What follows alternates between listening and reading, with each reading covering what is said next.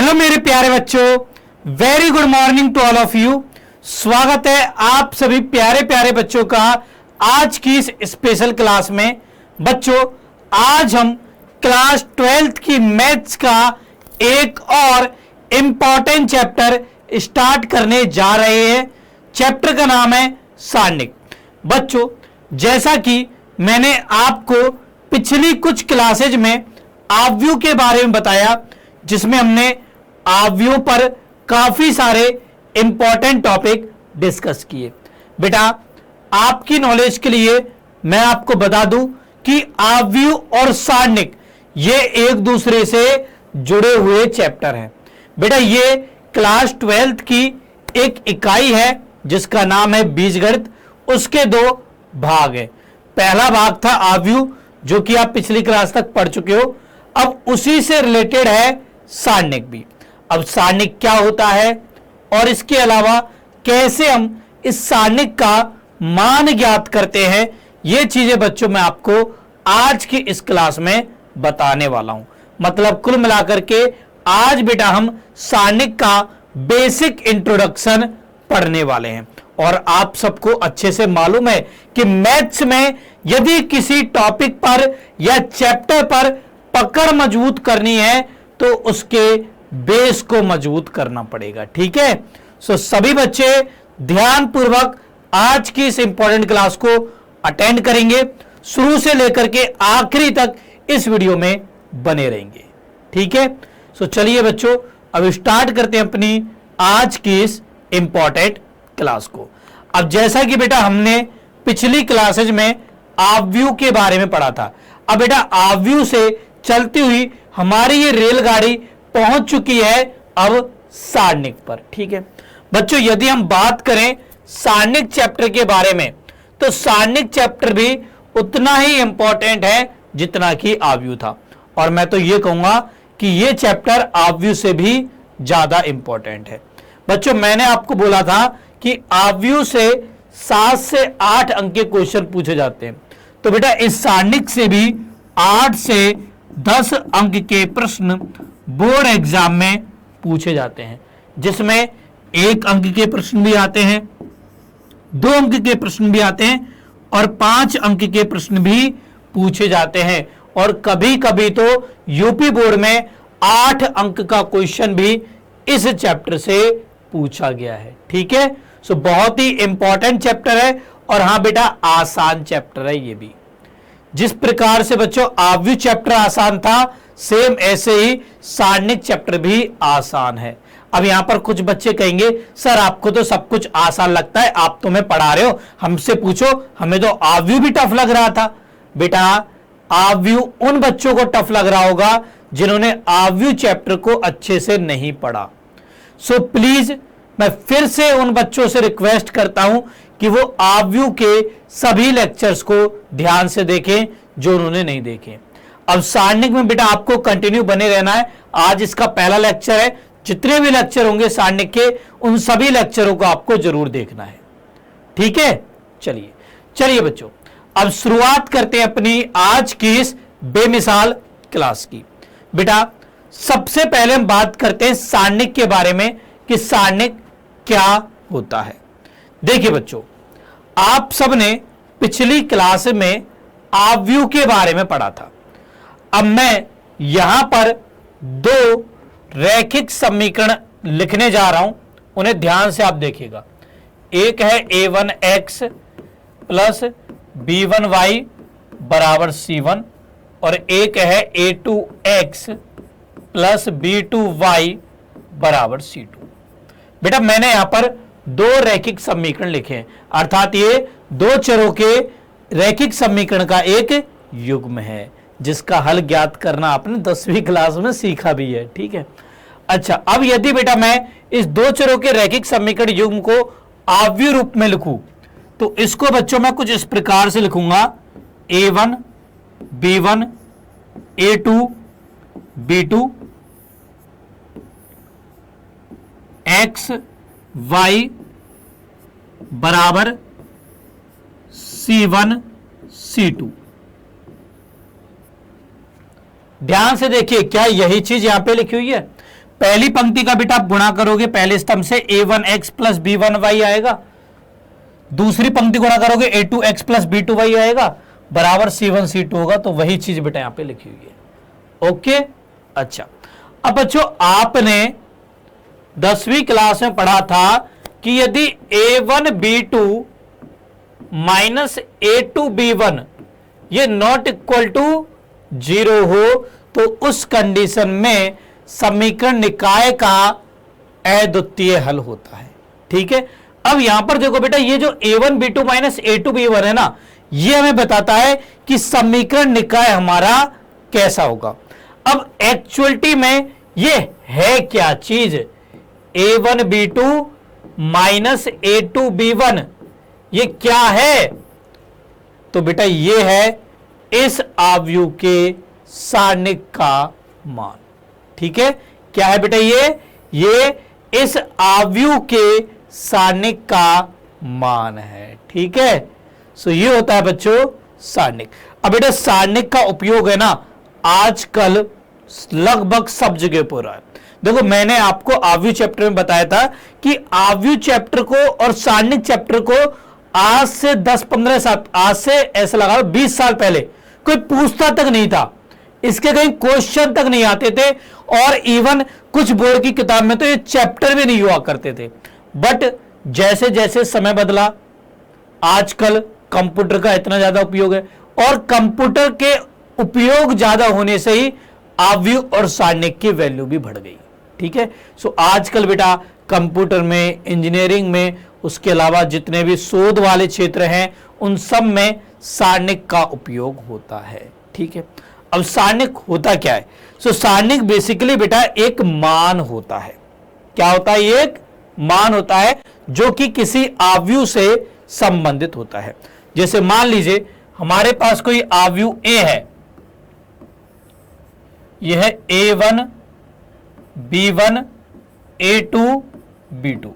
ठीक है, अब बेटा इस आव्यूह A के सारणिक को एक मान कहेंगे। ठीक है, इस आव्यूह A के सारणिक जो होगा ना वो एक मान होगा, और बेसिकली उसको हम दो खड़े डंडों से दर्शाते हैं।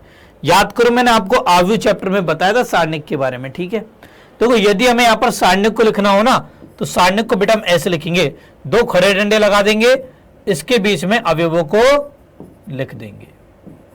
बाकी सब चीज वही है जो आपने आव्यूह में पढ़ी, ये पहली पंक्ति है, ये दूसरी पंक्ति है, ये पहला स्तंभ है, ये दूसरा स्तंभ है। ठीक है, यदि आपने दो खड़े डंडे लगा दिए तो वो बन गया सारणिक, यदि आयत बनाते तो वो बन जाता फिर बेटा आपका आव्यूह। ठीक है, ये बेटा इनमें अंतर होता है। ओके, अच्छा। अब देखो सारणिक की परिभाषा क्या होती है, तो बेटा सारणिक जो है ना ये बेसिकली एक प्रकार का फलन है। ठीक है, और ये ऐसा फलन है, एक फलन f है जो कि बेटा आव्यूह के समुच्चय m से संख्याओं के समुच्चय x में परिभाषित है। अब यहां पर x जो है बेटा ये वास्तविक भी हो सकता है और काल्पनिक भी हो सकता है। ठीक है, अच्छा। अब मान लीजिए हमारे पास कोई आव्यूह A है जो कि इस आव्यूह के समुच्चय m का एक अवयव है, इस प्रकार से कि f ऑफ a बराबर है कोई छोटा x लगा लो। ठीक है, सो बेसिकली बेटा ये सारणिक की परिभाषा होती है। ठीक है, कि सारणिक क्या है, एक संख्यात्मक मान है जिसे हम फलन के रूप में इस प्रकार परिभाषित कर सकते हैं कि यदि कोई फलन आव्यूह के समुच्चय से संख्याओं के समुच्चय में परिभाषित हो, इस प्रकार की f ऑफ a बराबर में x, जहां a समुच्चय m का अवयव है। ठीक है, तो ये बेटा f ऑफ a ना ये सारणिक कहलाता है। ओके बेटा, अच्छा। अब बच्चों a आव्यूह के सारणिक को हम a सारणिक या डेल्टा ऑफ a के द्वारा व्यक्त करते हैं। इस तरीके से बेटा इसको हम व्यक्त करते हैं, या किसी किसी किताब में बेटा आपको ट्राइंगल के फॉर्म में भी इसको व्यक्त करता हुआ दिख जाएगा। ठीक है, ऐसे बेटा हम सारणिक को व्यक्त करते हैं। ओके, अच्छा। अब यहां पर बेटा एक इंपॉर्टेंट बात है वो आपको ध्यान रखनी है, वो ये है कि हम सभी प्रकार के आव्यूह के सारणिक का मान ज्ञात नहीं कर सकते, हम केवल वर्ग आव्यूह के सारणिक का मान ज्ञात कर सकते हैं। तो यहां पर आप लिख लीजिए केवल वर्ग आव्यूह के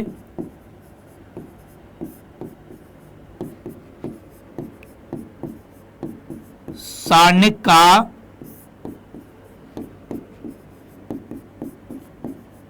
अस्तित्व होता है। ठीक है, अब बच्चों आपके क्लास 12th के सिलेबस में 3 गुणा 3 कोटि तक के सारणिक के बारे में ही बात की गई है। इससे उच्च कोटि के सारणिक के बारे में बेटा आप ग्रेजुएशन के टाइम पर पढ़ोगे, जब आप बीटेक करोगे या बीएससी करोगे तब। ठीक है, तो अभी बेटा आपको टोटल 3 प्रकार के सारणिकों के बारे में पढ़ना है। ठीक है, आपको पढ़ना है प्रथम कोटि के सारणिक के बारे में, आपको पढ़ना है द्वितीय कोटि के सारणिक के बारे में, और आपको पढ़ना है तृतीय कोटि के सारणिक के बारे में। ठीक है, अब बेटा मैं एक एक करके आपको इन तीनों प्रकार के सारणिक का प्रसार करना सिखाता हूं। ठीक है, तो सबसे पहले हम बात करते हैं प्रथम कोटि के सारणिक के प्रसार के बारे में। प्रथम कोटि के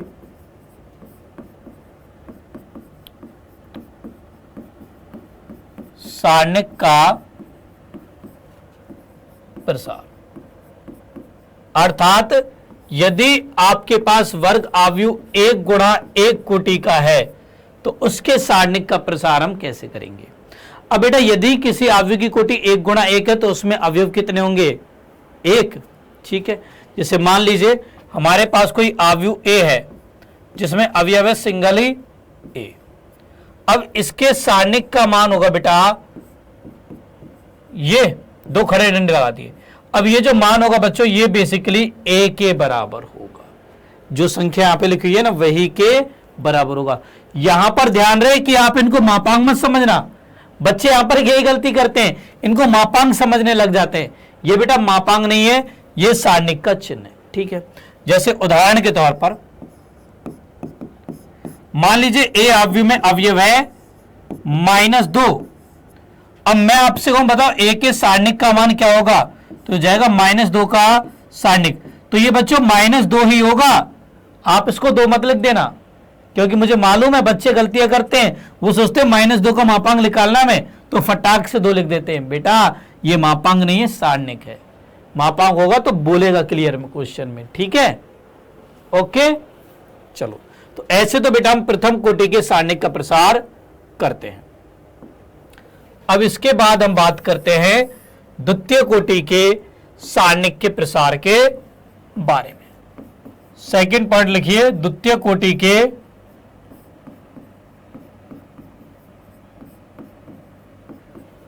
सारणिक का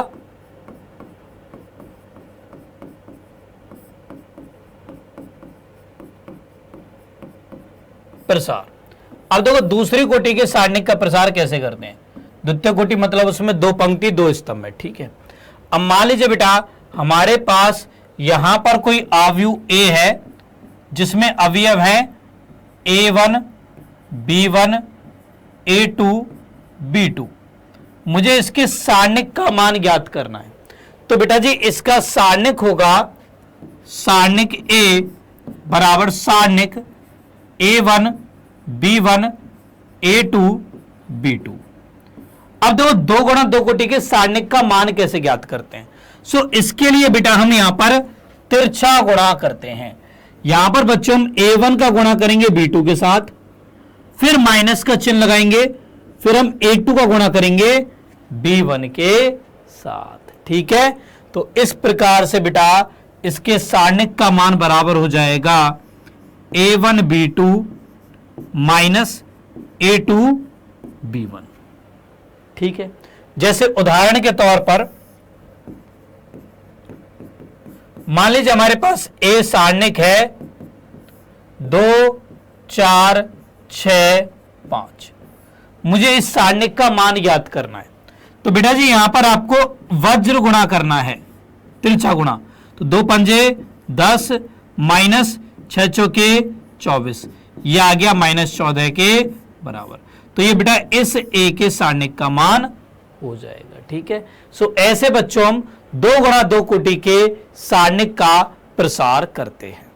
ओके, अच्छा, अब इसके बाद बच्चों हम बात करते हैं तृतीय कोटि के सारणिक के प्रसार के बारे में, और वो बेटा सबसे अधिक इंपॉर्टेंट भी है और बच्चों को इसमें दिक्कतें भी होती हैं। भाई बच्चों को तो किस में दिक्कतें नहीं होती हैं, जहां पर भी पढ़ने का नाम आ जाएगा वहीं पर दिक्कतें स्टार्ट हो जाएंगी। घर पे मम्मी बोलती है ना, भाई जाके पढ़ ले बेटा, जाके पढ़ ले, या बेटी जाके पढ़ ले। मम्मी बेकार सी मम्मी हमारी तो पढ़ने को भेजती रहती है, तो जहां पे पढ़ने का नाम आया वहां पर दिक्कत हो गई। ठीक है ना, यही होता है ना। अरे भाई वो आपके लिए, वो खुद के लिए नहीं कह रही है पढ़ने के लिए, आपके भले के लिए कह रही है। ठीक है, सो आप सब जरूर पढ़ें घर पे, है ना, मम्मी की बातों का जरूर पालन करें। ठीक है बेटा, अच्छा, अब हमारा टॉपिक है तृतीय कोटि के सारणिक का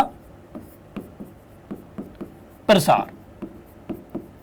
ठीक है, मतलब यहां पर बेटा हम 3 गुणा 3 कोटि के आव्यूह के बारे में बात करेंगे, उसके सारणिक का प्रसार हम डिस्कस करेंगे। ठीक है, चलिए, अब मान लीजिए बेटा हमारे पास यहां पर कोई आव्यूह A है जिसमें अवयव हैं A11, A12, A13, A21, A22, A23, A31, A32, A33।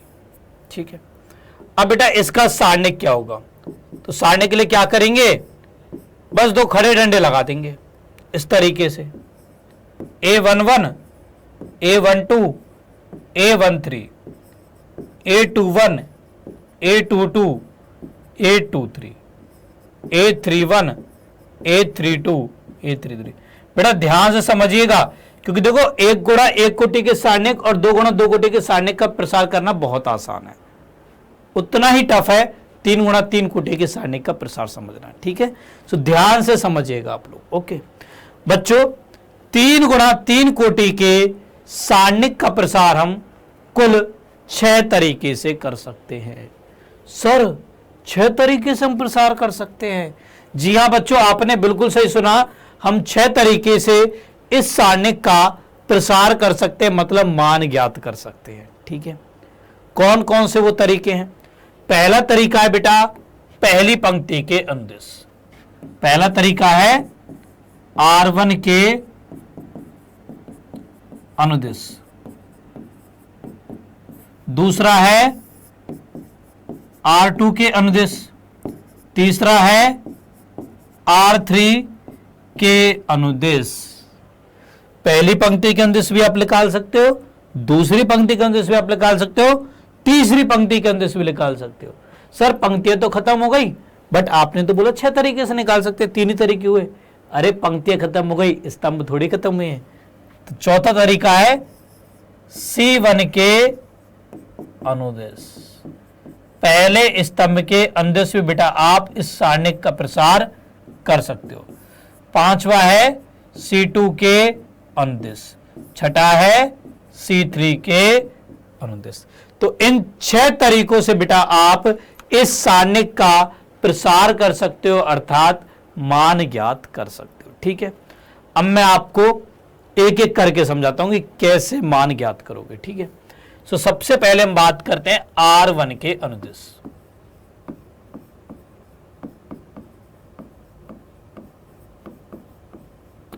R1 के अनुदिश प्रसार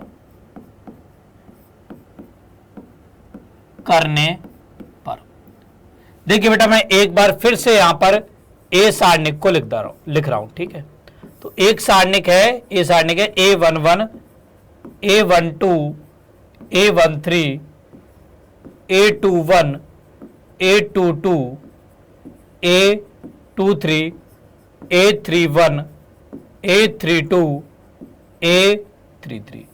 ये बेटा ए सारणिक है। ठीक है, अब मैंने बोला कि हम R1 के अनुदिश प्रसार करेंगे, तो जिसके अनुदिश आप प्रसार कर रहे हो ना, सबसे पहले उसको पकड़ लो। भाई कदर बगरा तू चुप, इसको एक डिब्बे में बंद कर लो। ठीक है, जैसे जिंद आता है कोई उसको शीशे में भर लेते हैं ना, सेम ऐसे ही इसको भी बेटा पहली पंक्ति को एक डिब्बे में कैद कर लो। ठीक है, कर लिया कैद। अच्छा, अब इसके बाद में, इसके बाद देखिए क्या करेंगे। इसके बाद बेटा इस डिब्बे में पहला अवयव क्या मिल रहा है आपको, A11। A11 मिला। अब ये A11 जिस पंक्ति और स्तंभ में आ रहा है ना, उसको हटा दो, हटा दो उसको, भगाओ यहां से। ठीक है, तो इसको हटाया, इसको हटाया, बचा क्या, A22, A23, A32, A33। इसके सारणिक को लिख दो। ठीक है, तो यहां पे मैं लिख दिया सारणिक A22, A23, A32, A33 लिख दिया। ठीक है, अच्छा, अब अवयव क्या था, A11, तो इसका गुणा इसके साथ कर दो। कर दिया सर। साथ में यहां पर आप गुणा करिए -1 की घात, यहां जो नंबर लिखा हुआ है ना उसका, i प्लस जे का। ठीक है, यहां पर हम -1 की घात i प्लस जे का गुणा करेंगे। ओके, अच्छा, ऐसे ही अब अगले अवयव पर आ जाओ। भाई इस अवयव का काम हमने कर दिया। ठीक है, अब बारी है अगले अवयव की। अगला अवयव है A12। यहां पर अब आप ये जो अवयव जिस पंक्ति में आ रहा है उसको काटो, जिस स्तंभ में आ रहा है उसको काटो। ठीक है, शेष अवयव क्या बच गए, A21, A23, A31, A33। इसका सारणिक लिख दो। ठीक है, अब ये किसके सारणिक प्राप्त हुआ, A12 का, तो उसका यहां पर आप गुणा कर दो। ओके, अब यहां पर देखो -1 की घात आप लगाओ, जो है नंबर लिख रहा है उसकी योग, 1 प्लस में 2। ठीक है, तो मैंने बेटा इस A12 का भी काम कर दिया। अब इसके बाद अगले अवयव पर आ जाओ। अगला अवयव है A13। ठीक है, अब A13 को पहले आप लिख लीजिए। अब A13 जिस पंक्ति और स्तंभ में आ रहा है उसको हटा दो, ये हटाया, ये हटाया, शेष बचे अवयवों का सारणिक लिख दो। तो ये हो गया A21, A22, A31, A32। ठीक है, इसके बाद इसके साथ गुणा करो -1 की घात 1 प्लस 3 का। ठीक है, तो ये तीनों निकाल लिए। अब इन तीनों का करें क्या, तो अब इन तीनों का बेटा आप कर दीजिए योग। ठीक है, तो ये जो बच्चों हमारे पास मान आएगा ना, यही बेटा A का सारणिक होगा। ठीक है, सो ऐसे बच्चों हम प्रथम पंक्ति के अंदिश प्रसार करते हैं। ओके, एक बार फिर से समझा रहा हूं, ध्यान से समझना। देखो बेटा, सबसे पहले तो हम यहां पर पहली पंक्ति को चिन्हित कर लेंगे। ठीक है, जिसके अंदिश आप प्रसार कर रहे हो उसको आप चिन्हित कर लीजिए। ओके, अब इसके बाद में यहां पर जो इस पंक्ति में पहला अवयव आ रहा है ना, उसको पकड़िए, उसको उठा के रख दीजिए। अब वो जिस पंक्ति और स्तंभ में आ रहा है उसको हटा दो, इसको हटा दिया, इसको हटा दिया, शेष जो अवयव बचे उसके सारणिक का मान लिख दो। ठीक है, साथ में यहां पर आप -1 की घात जो इसका नंबर था ना उसको इस तरीके से लिख दो, i प्लस जे के रूप में। ठीक है, अच्छा, इसके बाद अगले अवयव पर आ जाओ, उसको उठा लो, फिर वो जिस पंक्ति स्तंभ में आ रहा है उसको हटा दो, शेष बचे अवयवों का सारणिक लिख दो, फिर -1 की घात वही, फिर अगले अवयव पर आ जाओ, फिर उस अवयव की पंक्ति और स्तंभ को हटा दो, शेष बचे अवयवों का सारणिक लिख दो, फिर -1 की घात उसको कर दो, फिर तीनों को जोड़ दो। तो ये बेटा हमारे पास सारणिक का मान आ जाएगा। ठीक है, अब देखो इसका मान क्या होगा, A का सारणिक बराबर हो जाएगा A11 गुणा, यहां पर बेटा इनका आपस में गुणा करेंगे तो ये हो जाएगा A22, A33 -A23, A32। ठीक है, -1 की घात 1 प्लस 1 मतलब -1 की घात 2, -1 की घात 2 मतलब प्लस का ही हो जाएगा। ठीक है, अच्छा, यहां पर देखो -1 की घात 1 प्लस 2 यानी 3, -1 की घात 3 मतलब माइनस आएगा, तो माइनस का A12 यहां पर हो जाएगा, ये माइनस ये, तो A21, A33 -823 हो जाएगा। ठीक है, यहां पर -1 की घात 4 प्लस का 1 तो प्लस का A13, यहां पर बनेगा ये -a तो गया A21 A32 -A31 A22, ये बेटा बन जाएगा। ठीक है, सो ये बच्चों हमारे पास ए सारणिक का मान आ जाएगा। ठीक है, सो ऐसे बच्चों मैंने पहली पंक्ति के अनुदिश इसका प्रसार किया। ठीक है, उम्मीद है मुझे कि आप सबको समझ में आ गया होगा।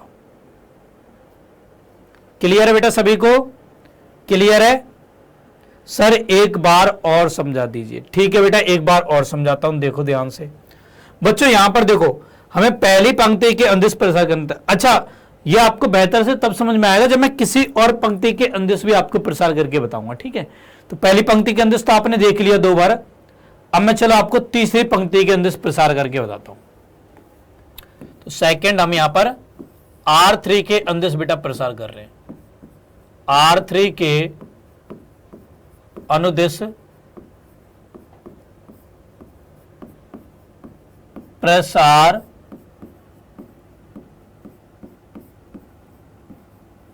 करने पर।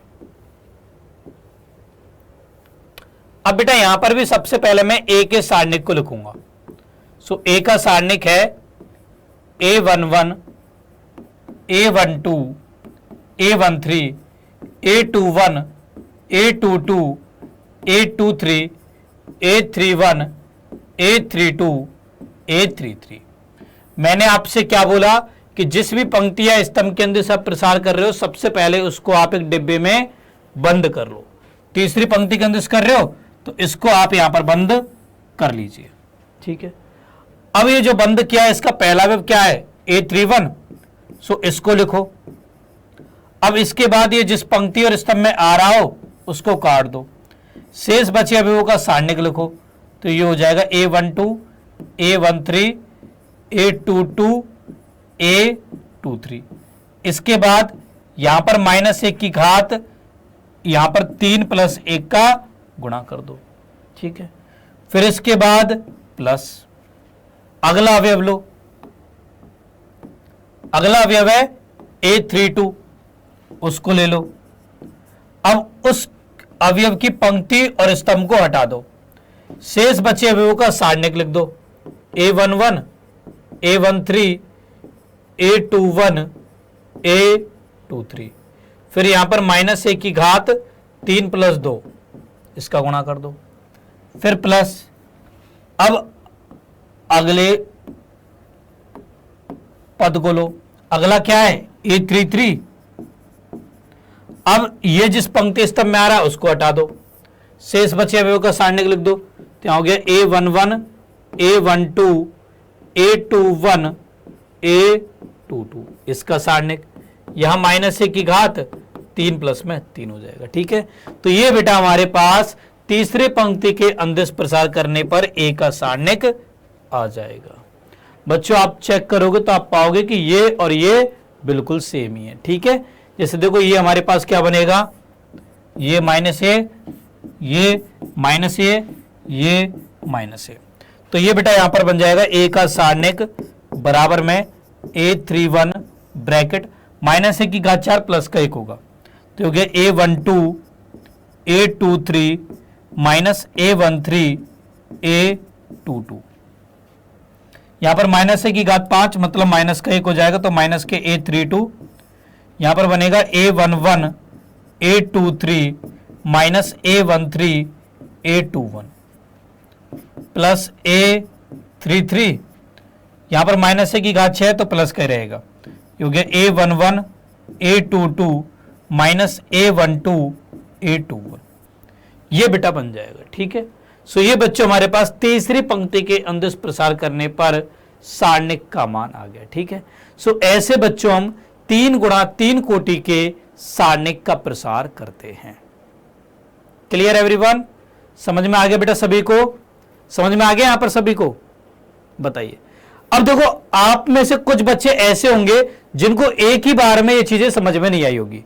अच्छा बच्चों, क्या आपने एक चीज पर गौर किया कि बेटा आपकी क्लास में काफी ऐसे बच्चे होते हैं जिन्हें एक बार में सब कुछ समझ में आ जाता है, वो एक ही बार में समझ के क्वेश्चन भी लगाने लग जाते हैं, जबकि कुछ बच्चे ऐसे होते हैं जिनको एक बार में समझ में नहीं आता, उनसे क्वेश्चन ही नहीं बनते।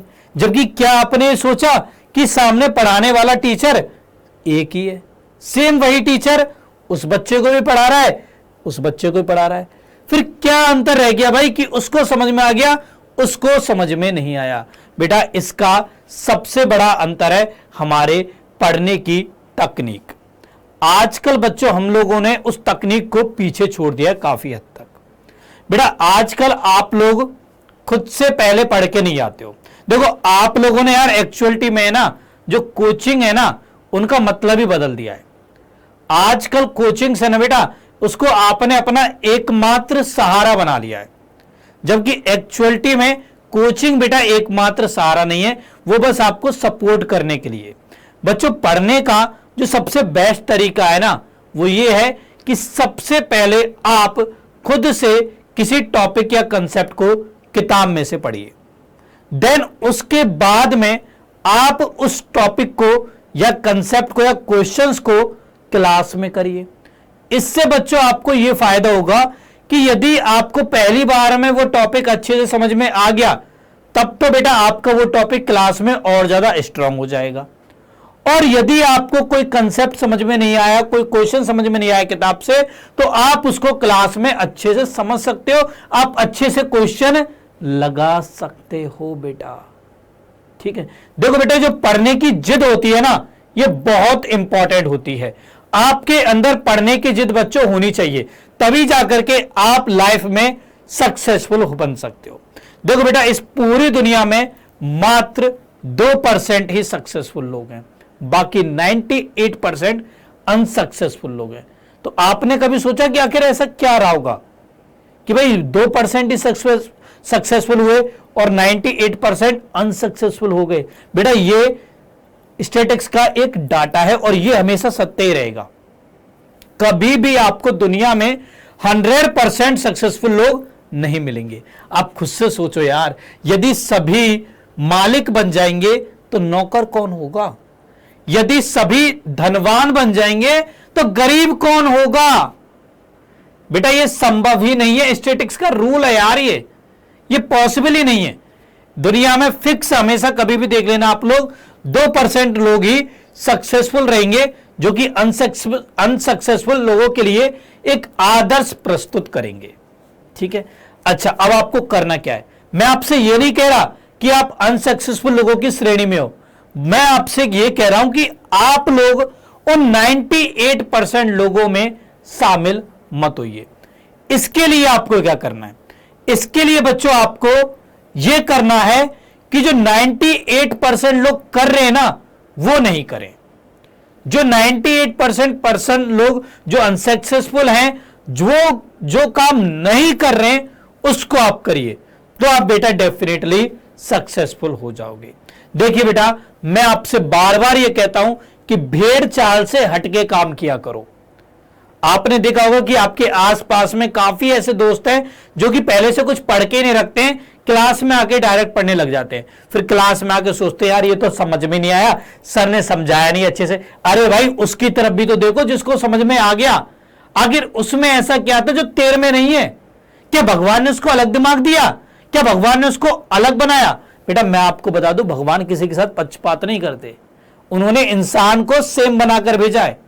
ये तो केवल हमारे कर्म है जो हमें ऐसा बना देते हैं। ठीक है, वो बच्चा पहले से पढ़ के आ रहा है किताब से, उसको सब चीजें अच्छे समझ में आ रही है, तुम भाई मेहनत ही नहीं कर रहे हो, मेहनत तो कर नहीं रहे हो, चाह रहे हो फल पूरा मिल जाए। क्या ऐसा संभव है? भगवान किसने भी गीता में कहा है कर्म करो, फल की इच्छा मत करो। कर्म करो यार, कर्म करना चाहिए बेटा, और कर्म ये पहले से पढ़ाई किया करो।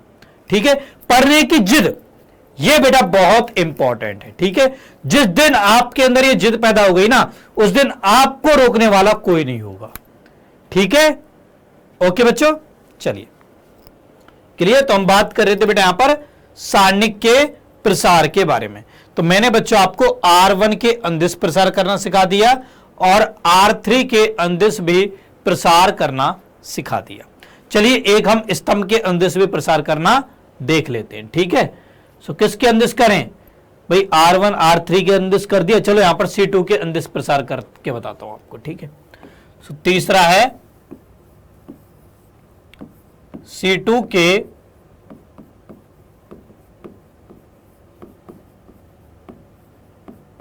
अनुदिश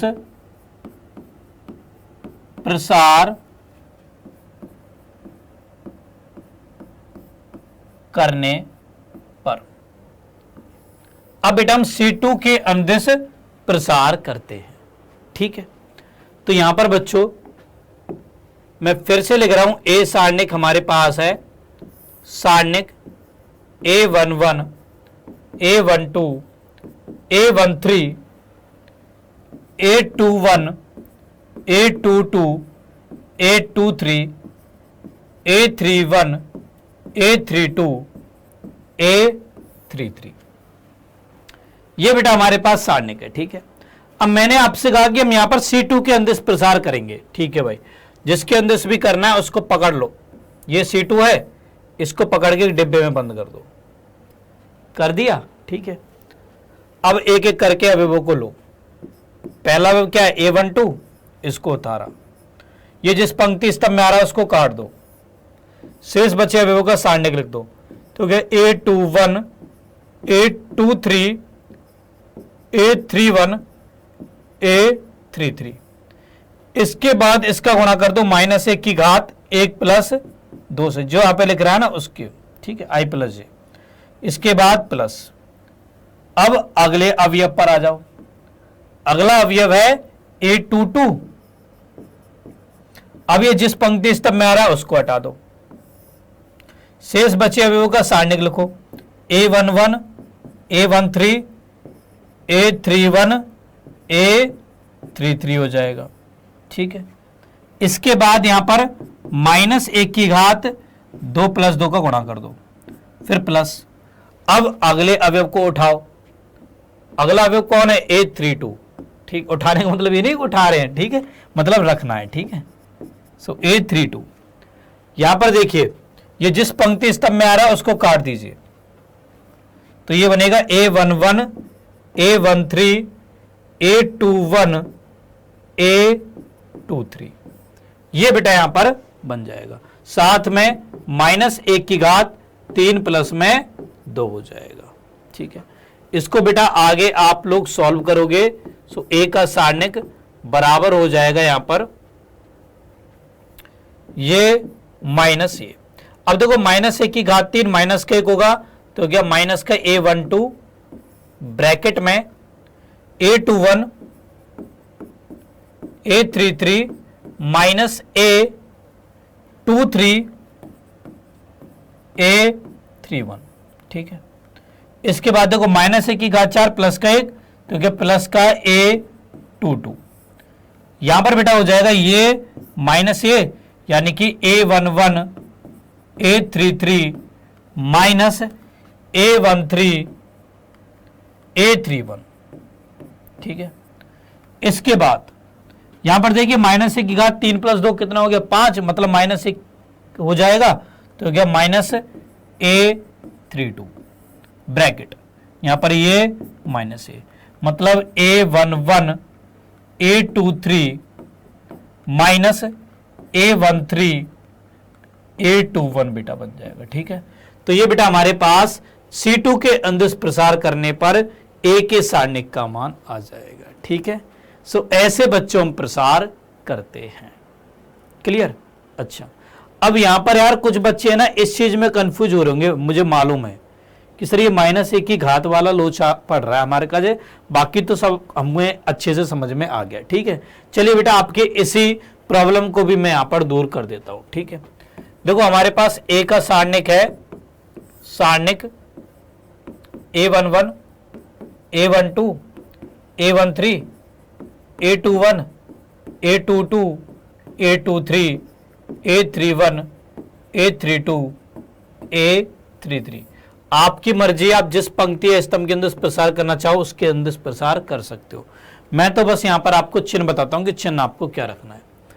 बेटा आपको चिन्ह रखना है ऐसे, plus minus plus minus plus minus plus minus plus, बस ये आपको चिन्ह रखना, मतलब जब भी आप A11 उठाओगे तो आपको प्लस का चिन्ह रखना है, A12 उठाओगे माइनस का चिन्ह रखना है, A13 उठाओगे प्लस का चिन्ह रखोगे, A21 उठाओगे माइनस रखोगे, A22 उठाओगे प्लस रखोगे, A23 उठाओगे माइनस रखोगे, A31 उठाओगे प्लस रखोगे, A32 उठाओगे माइनस रखोगे, A33 उठाओगे प्लस रखोगे। देख लो ध्यान से, R1 के अंदर प्रसार किया था, यहां पर प्लस रखा, यहां माइनस रखा, यहां पर प्लस रखा।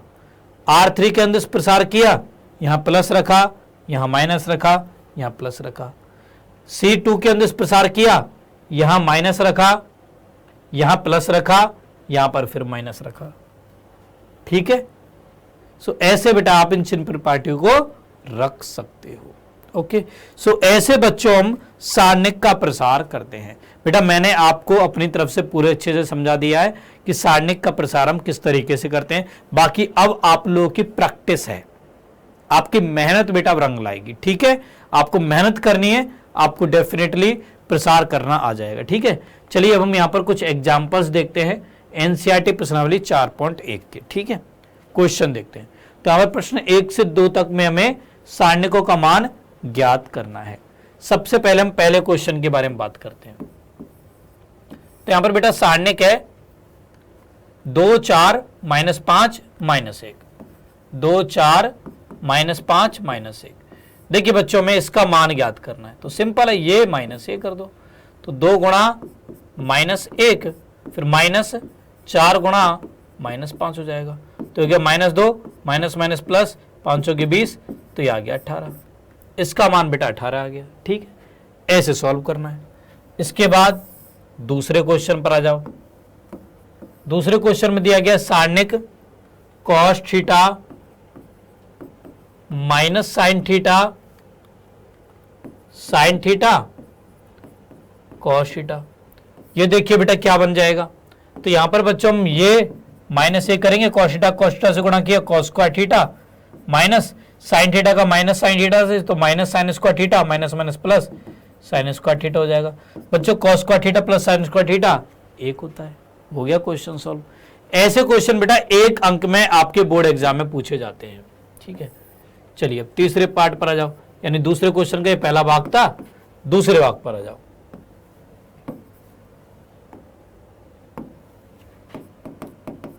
दूसरे भाग में दे रखा है सारणिक x square minus x plus 1, x minus 1, x plus 1 and x plus में 1। ये बेटा में दे रखा है। इसका बेटा प्रसार करो, तो ये माइनस ये हो जाएगा, तो क्या x square minus x plus 1 गुणा x plus 1 minus x minus 1 गुणा एक्स प्लस 1 हो जाएगा। पहली चीज देखो बेटा, दोनों ही पदों से एक्स प्लस 1 कॉमन आ रहा है, तो इसको बाहर निकाल लो। क्या रह जाएगा अब x square minus x plus 1, यहां माइनस एक्स प्लस का 1, ये बेटा रह जाएगा। ठीक है, तो हो गया एक्स प्लस 1 गुणा x square minus 2x plus का 2, ये बेटा बन जाएगा। क्लियर? तो ये बच्चों इस प्रश्न का आंसर हो जाएगा, सिंपल। ठीक है बेटा, चलिए तो ऐसे तो बच्चों हम 2 गुणा 2 कोटि के सारणिक का प्रसार करते हैं। अगले उदाहरण पर चलते हैं। अगला प्रश्न है, यहां पर बेटा हमें कहा गया यदि आव्यूह ए आपके पास ये है तो दिखाइए 2a के सारणिक का मान बराबर होगा 4 गुणा a के सारणिक के। बेसिकली बेटा ये एक प्रॉपर्टी है जिसको हम नेक्स्ट क्लास में डिस्कस करेंगे, जब मैं आपको सारणिकों के गुणधर्मों के बारे में बताऊंगा। ठीक है, चलिए।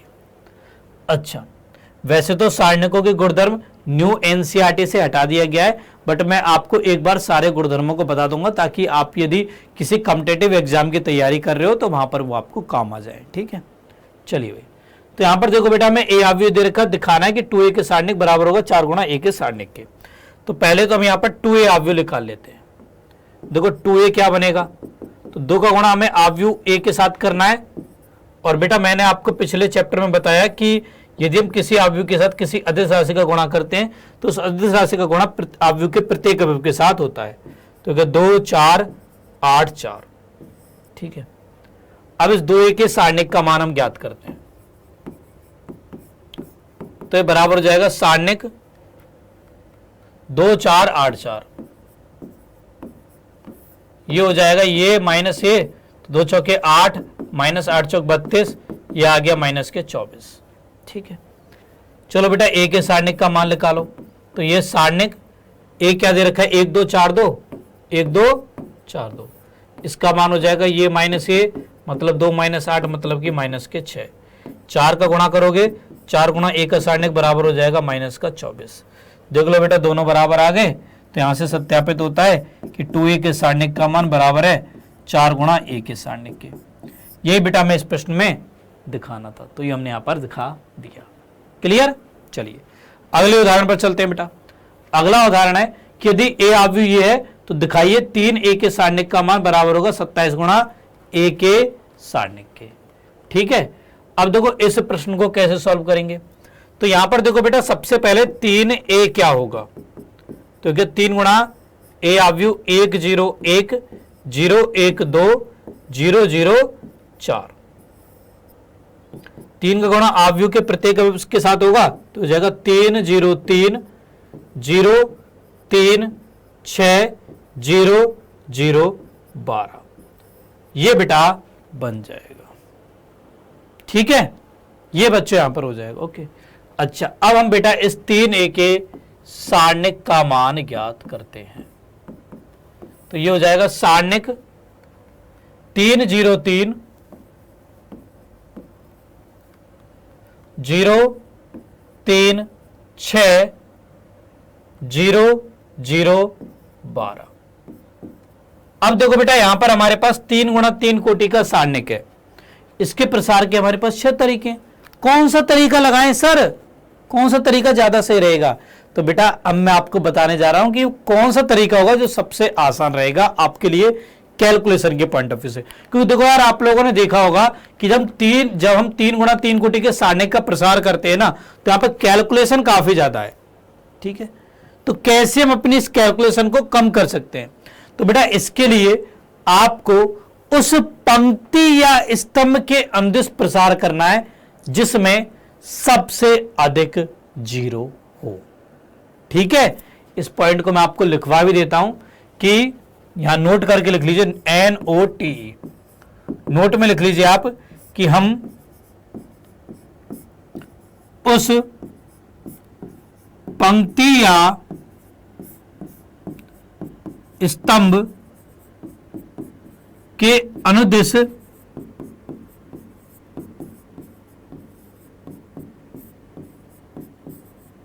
प्रसार करेंगे जिसमें अधिक शून्य हो। यह बेटा आपको किसी किताब में नहीं मिलेगा, मैंने अपनी तरफ से लिखवाया है। ठीक है, कि हम उस पंक्ति स्तंभ के अंदर प्रसार करेंगे जिसमें सबसे अधिक शून्य होंगी। अब आ जाओ क्वेश्चन पर। इसका प्रसार करना है किसके अंदिश करें? जिसमें सबसे अधिक शून्य होंगी।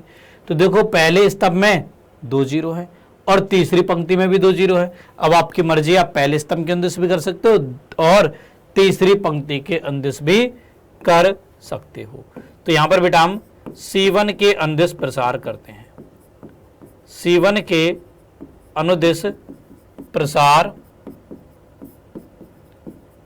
करने पर यह बेटा यहां पर हो जाएगा 3a का सारणिक बराबर C1 को बेटा मैंने चुन लिया, प्लस माइनस प्लस चिन्ह भी लगा लिया। ठीक है, अब पहला अवयव क्या है 3, उसको उतारा, जिस पंक्ति स्तंभ में आ रहा है उसको हटा दिया, शेष बचे अवयवों का सारणिक लिख दिया।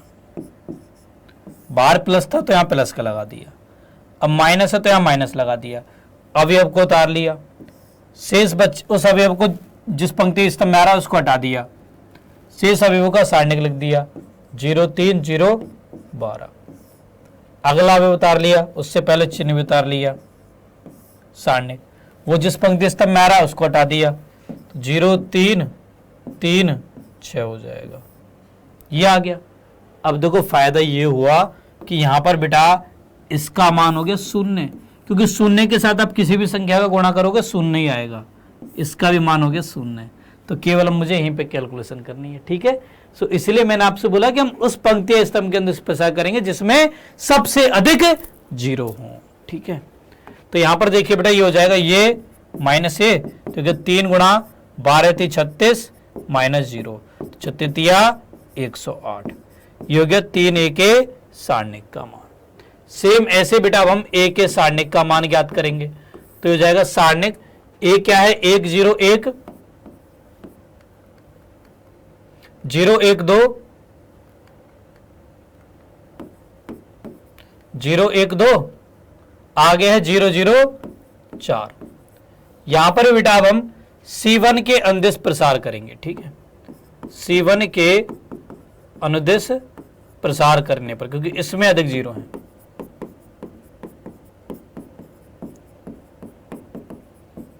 ठीक है। तो यहां पर बनेगा ए का सारणिक बराबर में प्लस माइनस प्लस हो जाएगा, इसको डिब्बे में पैक कर दिया, पहला में उतारा प्लस का 1 सारणिक, जिस पंक्ति स्तंभ में आ रहा है उसको काट दिए तो 1 2 0 4 हो जाएगा, आगे माइनस, अगला में क्या 0। अब बेटा 0 के साथ क्या सारणिक आएगा उसको लिखने की कोई जरूरत नहीं, क्योंकि वो तो 0 ही हो जाएगा, फिर प्लस, अगला में 0, इसको भी 0 लिख दो, ठीक है। तो यहां से ही हो जाएगा 4 ए के सारणिक का मान। यहां पर बेटा 27 गुणा ए का सारणिक क्या होगा 2700 के 108, और यहां पर भी हमारे पास 108 आया, तो हम यहां पर कह सकते हैं कि 3 ए का सारणिक बराबर है 27 गुणा ए के सारणिक के। तो ये बेटा हमने यहां पर दिखा दिया। यही बच्चों आपको इस क्वेश्चन में सॉल्व करना था, ठीक है। सो ऐसे बेटा आपको इस प्रकार के प्रश्नों को सॉल्व करना है। ओके, चलिए अगले एग्जाम्पल पर आ जाओ। अगला क्वेश्चन है, यदि आपको आव्यूह ए ये दे रखा है तो आपको इसके सारणिक का मान ज्ञात करना है, ठीक है। सो यहां पर बेटा हमें ए का सारणिक निकालना है, जो कि है सारणिक 1 1 2 2 1 3 5 4 9। अब देखो बेटा इस सारणिक में एक भी जीरो नहीं है, ठीक है। तो अब आप स्वतंत्र हो, आप जिसके अंदर प्रसार करना चाहो उसके अंदर प्रसार कर सकते हो। चलिए मैं यहां पर पहली पंक्ति के अंदर प्रसार करता हूं, ठीक है। तो ये मैंने चुन लिया, साथ में चिन्ह भी लगा देता हूं, ठीक है। अब देखो बेटा क्या बनेगा, ए का सारणिक बराबर पहला क्या है 1, उसके आगे प्लस का चिन्ह है तो प्लस का 1 सारणिक, ये जिस पंक्ति स्तंभ में आ रहा है उसको हटा दो, तो पहली पंक्ति गई, पहला स्तंभ गया, ये बन गया 1 3 4 9, ठीक है। अगले पर आओ, उसके आगे चिन्ह क्या माइनस का, तो 1, ये जिस पंक्ति स्तंभ में आ रहा है उसको हटा दो, तो ये बन गया 2 5 3 9। फिर अगला लो, आगे प्लस का चिन्ह तो प्लस, 2 अवयव है, ठीक है। जिस पंक्ति स्तंभ में आ रहा है उसको हटा दो, तो हो गया 2 1 5 4। सिंपल, ऐसे प्रसार करना है बस। अब इसका मान निकालो, तो ये हो जाएगा ये माइनस ये, तो हो गया 9 माइनस के 12